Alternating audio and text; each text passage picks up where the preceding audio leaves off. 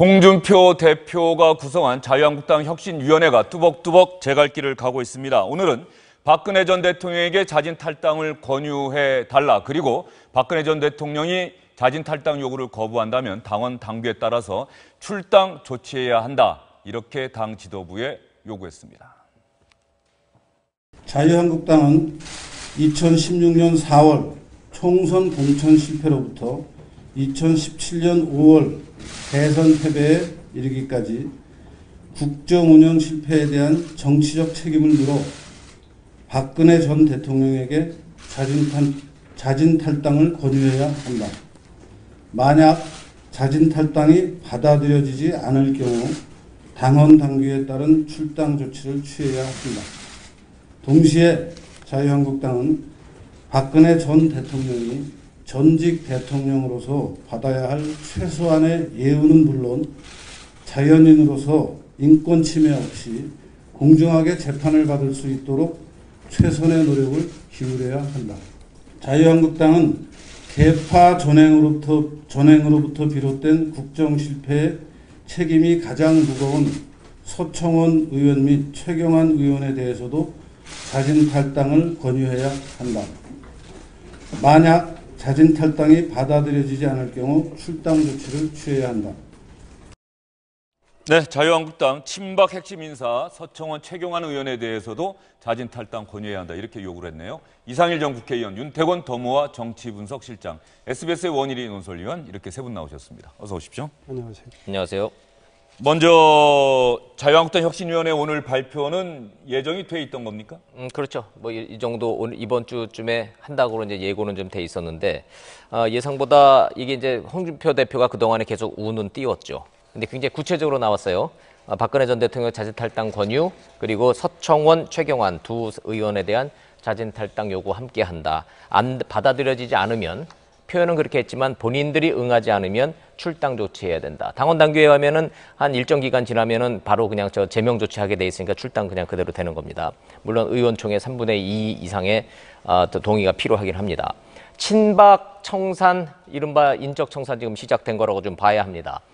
숫자는 많이 줄었죠. 친박 팔적이라고 우리가 이제 보통들 얘기를 했었는데 당 안팎에서 그것이 어느 순간부터는 친박 3인방으로 줄어들었고요. 여기서 3인방은 서청원, 최경환, 윤상현 3명을 의미합니다. 이제는 친박 투톱 청산으로 줄었습니다. 서청원, 최경환 두 의원만 출당 조치하면 된다. 자진 탈당을 먼저 권유한다. 이렇게 좀 돼 있습니다. 윤상현 의원 같은 경우에는 왜 빠졌느냐 기자들이 이렇게 물었더니 공천 과정에서 공천을 못 받았기 때문에 본인이 매우 억울해하는데 그 일리 있는 억울합니다. 그래서 윤상현 의원은 자진 탈당 권유하지 않겠다. 그래서 2명으로 줄었습니다. 예, 이상일 전 의원께서는 자유한국당 내부 사정 잘 아실 텐데요. 오늘 이 발표로 뭔가 혁신되는 모습이 될까요? 아니면 친박계 반발로 오히려 당이 시끄러워질까요? 당내에서는 반발은 제법 있을 거라고 생각을 합니다. 오늘 또 반발하는 모습이 나왔지 않습니까? 최고위원 재선의원 연석회의에서 친박계 의원들, 김태흠 최고위원, 또 이장우 의원 이런 분들이 반발을 한 것 같은데요. 최경환, 서청원 두 의원에 대한 이 자진 탈당 요구, 그리고 그게 열흘이 지나서 자진 탈당이 안 될 경우에는 이제 출당을 해야 되는데 의원총회에서 3분의 2 의결이 있어야 되는데 그건 아마 쉽지 않아 보이는 상황입니다. 그래서 두 의원이 지금 자진 탈당 권유를 받고 있는데 어떤 선택을 할지는 지켜봐야 될 것 같고, 당장은 뭐 지금 홍준표 대표가 바로 조치를 취하겠다는 게 아니고 10월 17일까지 박근혜 전 대통령 구속 만기가 돼 있죠. 근데 아마 재판은 저는 그보다는 좀 더 늦어질 것 같은데요. 예. 1심 재판 결과가 나온 시점을 가지고 저 조치를 실행에 옮기려 할 텐데 그 사이에 친박계 의원들을 어느 정도 설득할 건가, 이게 중요한 것 같고요.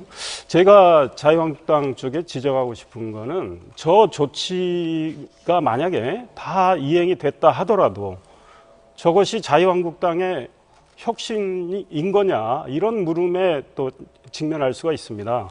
그러니까 혁신 조치의 일부일 수는 있지만 자유한국당이 정말로 달라지기를 원하는 국민 기대에는 저는 미흡하다고 생각을 합니다. 그래서 오늘 바른정당의 유승민 의원 같은 분은 일종의 쇼다. 그리고 국민의당 안철수 대표도 그렇다고 해서 자유한국당이 달라지는 게 있느냐 이런 지적을 하고 있고, 홍준표 대표가 지난 대선 때 보여준 언행도 품격이 없었고 많은 문제가 있어요. 게다가 이번에 장애투쟁하는 과정에서 홍준표 대표의 판단력 역시 문제가 있습니다. 그래서 자유한국당이 정말로 한골탈퇴하는 다른 모습을 또 보여야 국민들이 앞으로 신뢰할 수 있겠다 이런 생각을 합니다. 예, 그러면 김태흠 최고위원이 자유한국당 내 친박계 인사로 분류가 됩니다. 오늘 혁신위원회 논의사항 당 지도부에 보고가 됐는데 김태흠 의원이 이렇게 얘기를 했다고 하네요.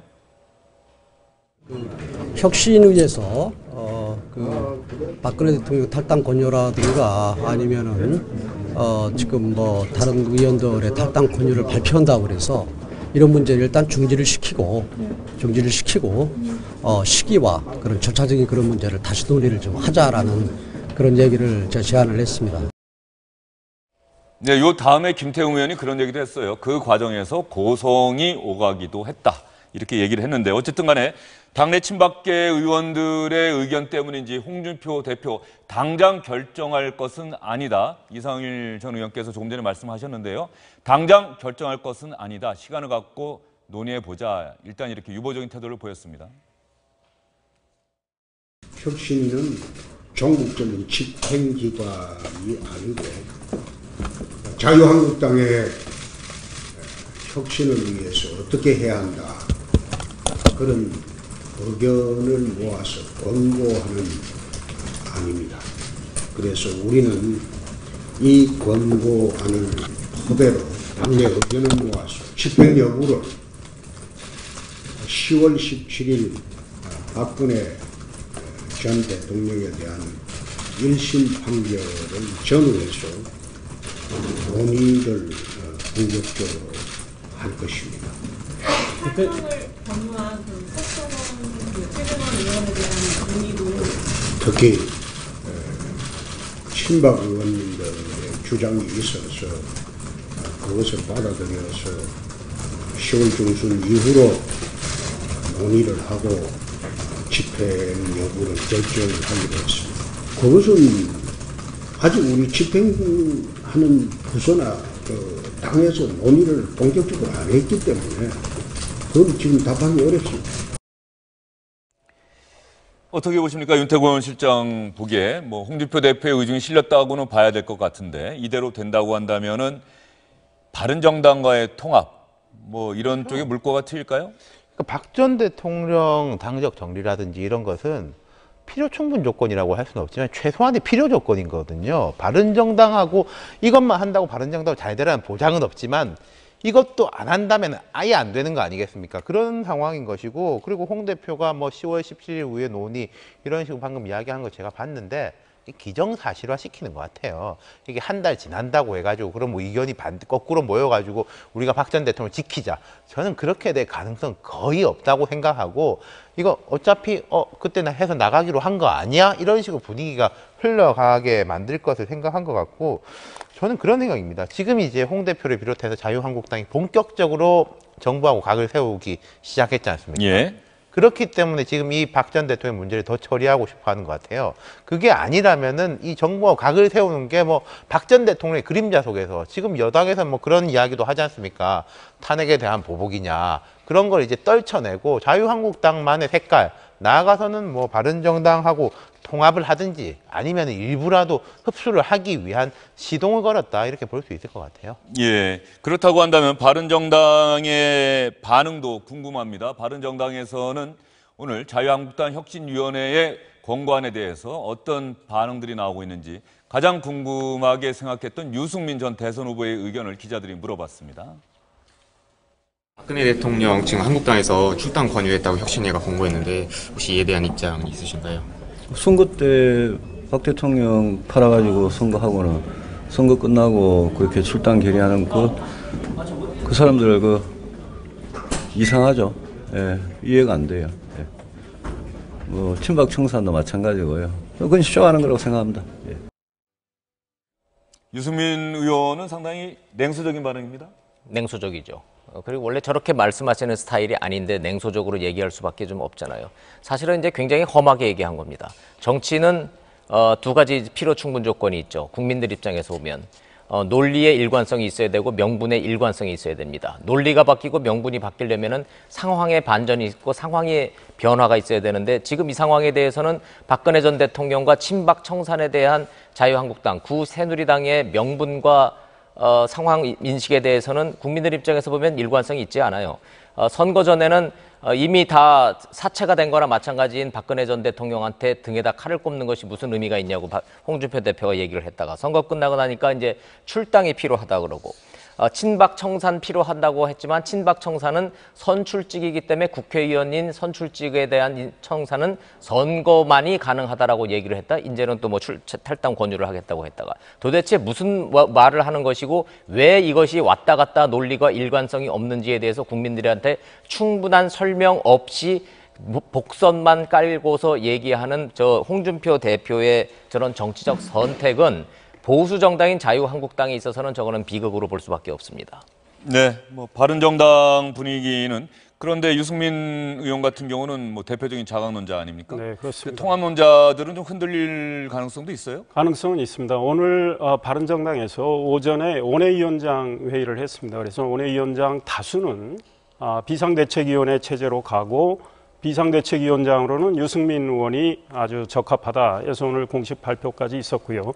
오늘 저녁 8시부터는 의원 20명이 모여서 끝장 토론을 합니다. 그래서 과연 비대위 체제로 갈 건지 아니면 지금 주호영 원내대표 권한대행 체제로 갈 건지 이거를 결론을 낼 것 같은데 지금 원외위원장의 저 의견이 상당히 압박으로 작용할 것 같아요. 그렇다면 주호영 권한대행 체제로 가자는 분들은 김무성 의원을 비롯한 통합파 의원들입니다. 그러니까 자유한국당과 일단 통합을 하자 이런 쪽이 강한데 지금 상당수 원외위원장과 또 상당수 의원들은 비대위로 가서 결국은 유승민 의원한테 맡기자 이런 의견이기 때문에 오늘 어떻게 정리가 될지는 지켜봐야 되지만 유승민 비대위 체제로 힘이 실릴 가능성이 큽니다. 그렇다면 유승민 의원이 지금 이야기했듯이 자유한국당과 이 통합은 어려워지고 유승민 의원 죽음의 계곡을 건너겠다 그랬거든요. 본인이 탈당해서 나온 그 정신과 가치를 지키겠다 이거라는 거죠. 그렇기 때문에 자유한국당과 통합은 어려워지고 오히려 국민의당과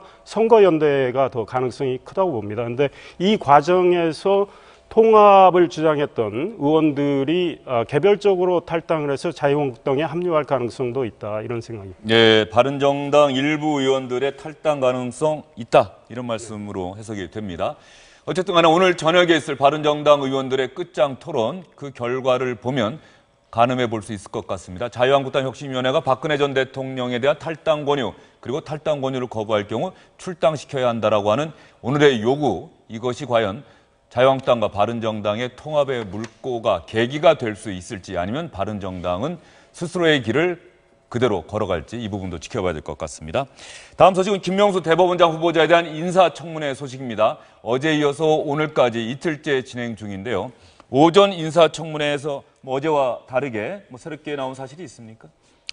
특별히 그 개인적인 하자가 없는 이제 김명수 후보자다 보니까 개인적인 문제나 어떤 그런 흠결 가지고 나온 거는 새로운 거는 없어요. 다만 이 기류가 좀 바뀌었습니다. 전체적으로 보면은 우리 정치에 있어서 가장 위험한 상황은 예측 가능한 정치적 상황이 예측과 달리 정반대로 이게 좀 결과가 나오는 건데 어제 김희수 헌재 소장 표결 결과가 예측을 벗어난 정반대 기류로 간 거예요. 그 영향이 지금 김명수 대법원장 후보자한테까지 미치고 있는 겁니다. 무난히 그 헌재 소장 시간 많이 끌었기 때문에 통과되고 특별한 하자 없는 김명수 대법원장 후보자 무난히 인준될 것으로 좀 생각들을 했는데 김명수 대법원장 후보자에 대한 사법개혁 의지보다는 이 코드 편향 문제가 더 부각이 좀 되고 좀 있다라는 거죠. 이런 문제가 지금 이 그 청문회 과정에서 새로운 변수로 좀 등장을 좀 하고 있습니다. 예. 그러면 오늘 특별히 새롭게 나온 소식은 없고요. 어제 인사청문회 과정에서 자유한국당 장제원 의원이 질문하는 과정에서 김명수 후보자가 웃음을 지었습니다. 웃을 수 있는 상황은 아니었을 텐데 김명수 후보자가 왜 웃을 수밖에 없었을까요? 제가 아무리 자료를 훑어봐도 사법행정 능력면이나 재판의 경험이나 경륜이 대법원장으로서 자격이 있는가? 그야말로 까민가. 자, 예를 들어서 춘천경찰서장이 경찰 총수가 됩니다. 이거 경찰관 내에서 납득이 되겠습니까? 춘천지검장이 검찰총장을 하는 겁니다. 그러면 그 잣대가 뭔가? 전임 양승태, 이용훈, 또 그 최종영, 윤관 대법원장하고 프로필 면에 있어서 제가 비교를 좀 해보겠습니다. 과연 우리 사회가 대법원장에 대해서 인사가 점점 좋아져야 되지 않겠습니까? 그런데 왜 전임 대법원장보다 훨씬 못한 사람이 대법원장이 되느냐? 참 해도 어쩌면 그렇게 전임 대법원장의 밑으로만 다니십니까? 웃지 마세요. 어떻게 생각하십니까? 본인의 프로필이 과연 대법원장을 할 수 있는 프로필이 된다고 생각하십니까? 말씀 중에 뭐 웃어서 죄송합니다. 잠깐만. 서로 간에 이 청문회가 정말 자, 국민들이 꺼주세요. 보기에 잠깐만요. 장재현 의원님 잠깐만. 이 의원님도 발언권을 얻고 말씀해 주시면 좀 제발 짚어서. 발언하는데 좀 끼어들지 마세요. 자, 잠깐만. 그건 야당 버릇 아직 못 고쳤어요? 잠깐만. 조용히 하세요. 프로필 단순 비교했습니다. 자, 잠깐만요. 프로필 단순 이재정 비교했어요. 의원님 잠깐 조용히 해 주시고. 프로필 단순 비교가 잘못된 장재원 겁니까? 의원님, 위원님들 간에 서로 대화하지 마세요. 본인이 프로필면에 있으나 사법부의 기여도 또 주요 판결 여기서 대법원장으로서 자격이 있다고 생각하십니까? 우려하는 바는 알겠습니다만은 저 나름대로 기회가 되면 능력이라든지 그런 부분은 충분히 밝힐 수 있다고 생각합니다. 예, 지금 김병수 후보자가 웃는 모습은 안 나갔어요. 그러나 장재원 의원이 웃지 마세요라고 하는 대목에서 미루어 짐작할 수 있듯이 김병수 후보자가 저 부분에서 춘천경찰서장이 대법원장이 된, 경찰청장이 된 것이다. 이런 비유에 김병수 후보자가 아무래도 웃었던 것 같은데 어떻습니까? 장재원 의원의 비유가 적절했던 건가요? 저는 뭐 매우 부적절하다고 봐요. 지금 현재 이제 대법원 개혁에서 이야기가 나오는 게 장재현 의원께서 말씀하신 그런 걸 좀 탈피하자는 거거든요. 법원 행정처 중심에 아주 엘리트 자리만 다녔던 법관들이 이제 그대로 올라가서 행정처 중심으로 이제 사법부가 바깥에서의 독립도 독립이지만은 내부에서 행정권이 강해지는 걸 탈피하자는 거는 진보 보수 한쪽의 이야기인 거는 아닌 것 같아요. 그런 부분인데 이걸 완전히 거꾸로 이야기하고 또 김명수 후보자 같은 경우에는 본인이 되게 자랑스럽게 생각하는 게 31년 동안 재판만 한 사람이다. 말하자면은 뭐 기조실, 일반 사회로 치면은 행정처 이런 데 안 간 사람이다.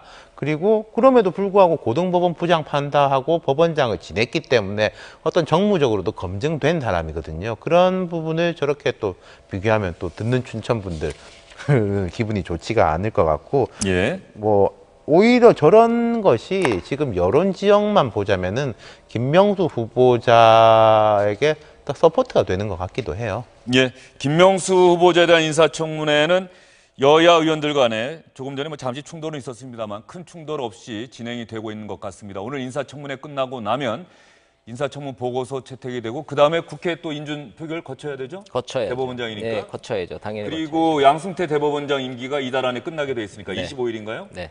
그러면 그 전에 인준한 표결이 돼야 할 텐데 어떻게 전망하십니까? 그러니까 제가 아까 말씀드렸지 우리 지금 대한민국 정치에 있어서 가장 위험한 시그널을 저는 이런 걸로 보는데 김미수 헌재 소장 같은 경우에는 워낙 오래 또 끌었고 특별히 하자가 없었어요. 110일 예, 만에 근데 이제 가장 걸림돌이었었던 이우정 헌법재판관 그 주식 대박 사건 문제가 터지면서 이거 이우정 그 재판관이 낙마를 하고 그걸로 다 클리어되고 김미수, 김명수 두 분은 무난히 되는 것이 예측 가능한 정치적 어떤 이 시그널이었었고 여야가 서로 주고받은 것이었는데 바로 박지원 정치 구단이라는 박지원 전 대표가 교각 사루라는 딱 한마디로 했던 게 그겁니다. 뿔만 잠깐 건들고 약간 혼만 내주고 군기만 잡고 지나갈 수 있는 상황을 잘못 이걸 세게 쥐다 보니까 소가 죽어버렸지 않습니까? 그럼 소를 지켜보고 있던 마을 사람들이 전부 다 놀래가지고 이 예측하지 못했던 엉뚱한 이 결과에 대해서 좀 지금 당황하고 있는 거죠. 김명수 후보자가 지금 똑같은 그런 좀 상황인 거예요. 31년 지금 아까 그 웃음의 모습도 뭐냐 하면 적절치 않은 비유였지만 아마도 장재원 의원이 지적하고자 했었던 부분은 31년 동안 재판정 안에서 재판만 하고 판결문만 서류만 들여다봤던 사람이 대법원장 대한민국 판사 3,000명을 관리하는 인사, 조직, 예산을 관장하는 대법원장으로서의 훈련과 자격을 갖추고 있는가를 지금 그거를 지적하고자 했던 것인데 비유가 좀 적절치 않기는 했지만 김명수 후보자가 그 부분에 대해서 검증되지 않았죠. 딱 하나, 사법개혁을 위한 진보적이고 정치 판사로부터 정치적 그런 이 영향력으로부터 벗어날 수 있는 사법개혁의 적임자라는 거 하나만 가지고 지금 청문회까지 올라온 상황인데 그 부분을 지금 이제 장제원 의원을 지적하고자 했지만 좀 비유가 좀 적절치 않아서 이상한 지금 그 정치적 논란으로 좀 번졌습니다. 장제원 의원의 비유에 대해서 아마 많은 분들이 같은 생각이실 것 같습니다. 우리 사회에서 좋은 대학 나오지 않아도 사법시험 패스, 사법시험 합격하신 분도 있고 국회의원 많이 하지 않고 광역단체장 하지 않았어도 대통령 되신 분들도 있고 그런데 단순한 비교가 과연 적절했는지 이 부분은 좀 생각을 해볼 만한 사안이고요. 김인수 헌법재판소장 후보자 국회 임명동의안 부결된 이후에 여당인 민주당과 이제 국회의 중심 결정권은 우리 당에 있다. 안철수 대표가 일갈했었죠. 국민의당, 민주당과 국민의당 사이가 상당히 좋지 않아지고 있는 것 같습니다. 어제 있었던 이 장면만 보더라도 여러분들도 충분히 고개가 끄덕여지실 겁니다. 정치 문화가 우리 국회에 뿌리내야 되는데 보다 많은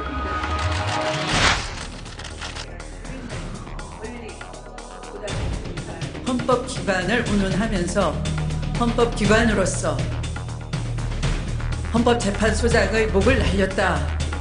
그래서 존재감을 드러냈다. 이것이 이른바 캐스팅 보트다. 실력을 자랑했다. 정치 세력끼리 자기 존재감을 드러내기 위해서 골목대장도 하지 않는 짓을 참으로 염치가 없는 소행이다. 이렇게 생각을 합니다. 저 잠도 제대로 못 잤어요. 다들 막막해서 국민께 다시 한번 송구하다 말씀드리면서 오늘 이 자리가 형식이 아니라 진심과 진실로 토론해주는 자리가 됐으면 좋겠습니다. 제발 백봉 선생님의 이름을 팔고 신사인 척하지 않았으면 좋겠습니다.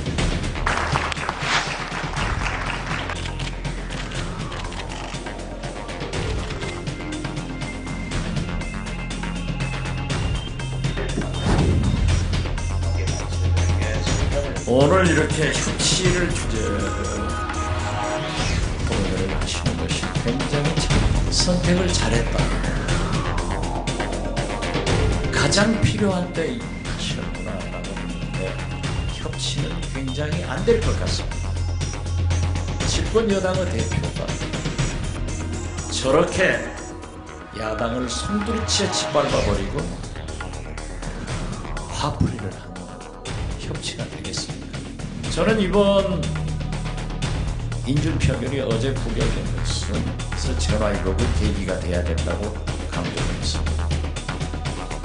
그런데 집권 여당의 대표가 저렇게 야단을 치면은 아직도 정신 못 차렸구나 그런 생각입니다.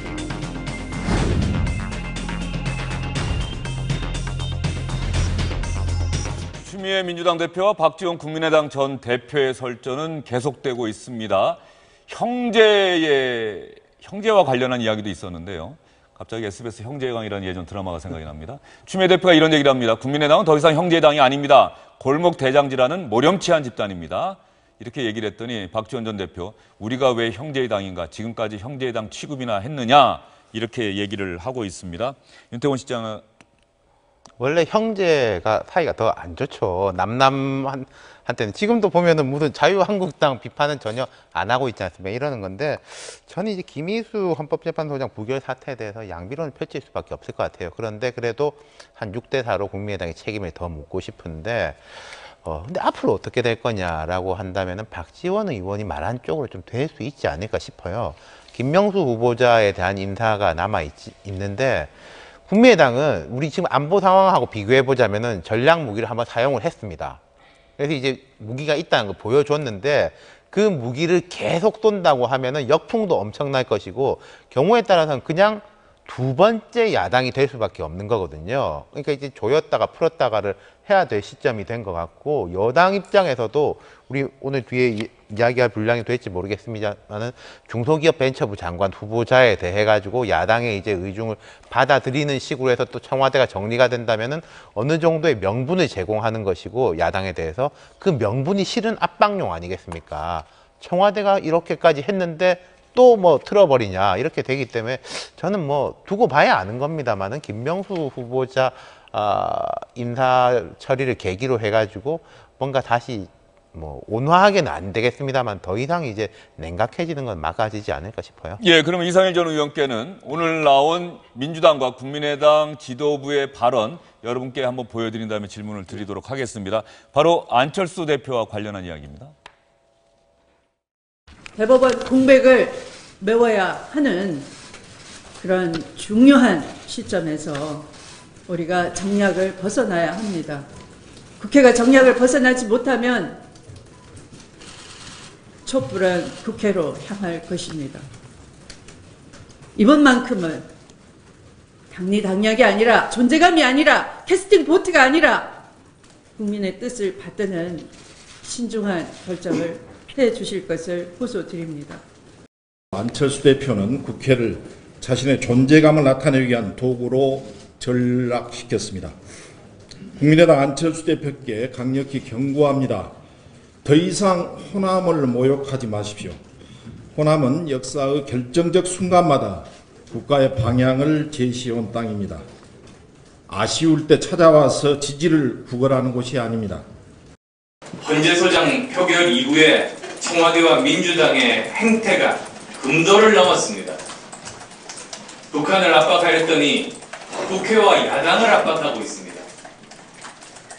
헌법과 법률에 근거한 국회의 의결을 두고 청와대는 입에 담기 힘든 표현을 하면서 비난했습니다. 청와대의 도를 넘은 국회 공격은 대통령께서 사과하십시오.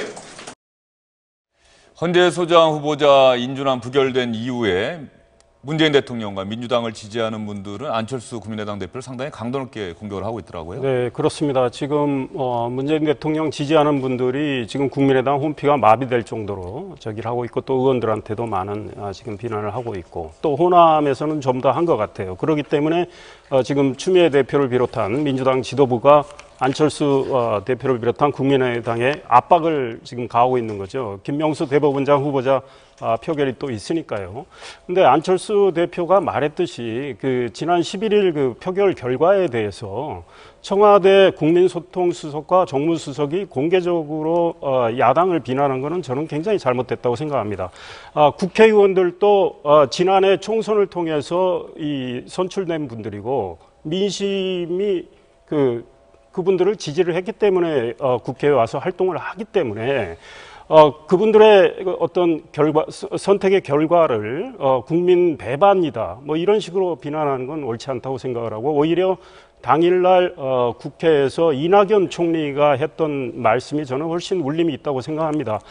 지금 우리 정부 여당에서 아쉬운 점은 좀 협치가 부족한 점이다, 이런 취지로 이야기를 했는데, 예. 그렇게 말을 했다면 오히려 국민의당이나 야당이 김명수 후보자 앞으로 표결할 때 큰 부담을 느낄 겁니다. 예, 또 상권 분립이 아니라 대통령 1인 독재 체제다라고 하는 야당 의원의 질문에 대해서, 아니 조금 전에 확인하지 않았습니까? 국회에서 헌재소장 인준안 부결시킨 거, 이거야말로 상권이 분립됐다는 걸 보여준 것 아닙니까? 이렇게 대답했던 장면도 기억이 납니다. 세 분과의 말씀은 여기서 정리를 하겠습니다. 오늘 수고 많으셨습니다.